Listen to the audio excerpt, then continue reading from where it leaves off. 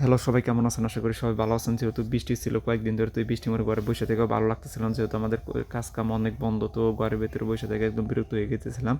তো ভাবলাম যে বৃষ্টি মেরে কিছু হলে একটু খাওয়া যেত, ঘরের মধ্যে বসে যেহেতু আছি। তো কাজে যেহেতু তোমার কুলি পিঠা পছন্দ, তো কুলি পিঠা বানাতে, তো ভাবলাম যে তুমি যে কুলি পিঠা বানাও, তো বাড়িতে তো এখন নারকেল নাই, তো নারকেল পরে তো কী করবা? কয় এই পিঠাটা আজকে ভিন্ন ধরনের হবে, তাই ভাবলাম যে একটু তাই ভিডিও করি এবং আপনাদের মাঝে শেয়ার করি। তো পিঠাটা যেহেতু নারকেল দিয়ে বানাইতে হয় কুলি পিঠা, তো কুলি পরিবর্তনে দেখতেছিলাম যে মাংস দিয়ে বানাইতেছিল এবং মা হাত দিয়ে বানাইয়ে এবং কাটতেছিল। তো দৃশ্যটা ভালোই লাগতেছিল, যেহেতু ঘরের মধ্যে বসেছিলাম, বাইরে অনেক বৃষ্টি হইতেছিল এবং আমার মেয়ে বসে বসে অনেক দুষ্টামি করতেছিল। তো দুষ্টামি ক্রমশ বাড়তেছিল এবং পিঠা যেহেতু অল্প বানাইতেছিল এবং বানিয়ে থালিতে রাখতেছিল এবং আমার মেয়ে পাশে দুষ্টামি করতেছিল আমার মার সাথে। এবং যেহেতু এই পিঠাটা নারকেল দিয়ে বানাতে হয়, নারকেল পরিবর্তন যেহেতু মাংস দিয়ে বানাতেছিল, তাই ভাবতেছিলাম যে যেহেতু ভিন্ন ধরনের একটু পিঠা হইতেছে, তো আপনাদের মাঝখানে একটু শেয়ার করি।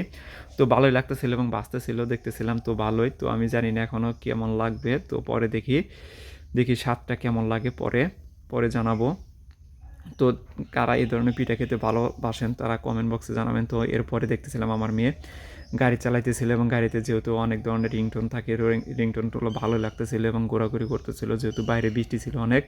তো বৃষ্টিটা আল্লাহ করতেছে, বৃষ্টিতে একদম একদম জনজীবন দুর্ভোগে ফেলে দিয়েছে। এই বৃষ্টিটা যাতে আর জানি না হয়, তো পিঠাগুলো বানাইছে, তারপরে দেখলাম যে পিঠাগুলো ভালো লাগতেছে। তো সবাই ভালো থাকবেন, আবার দেখা হবে। আসসালামু আলাইকুম।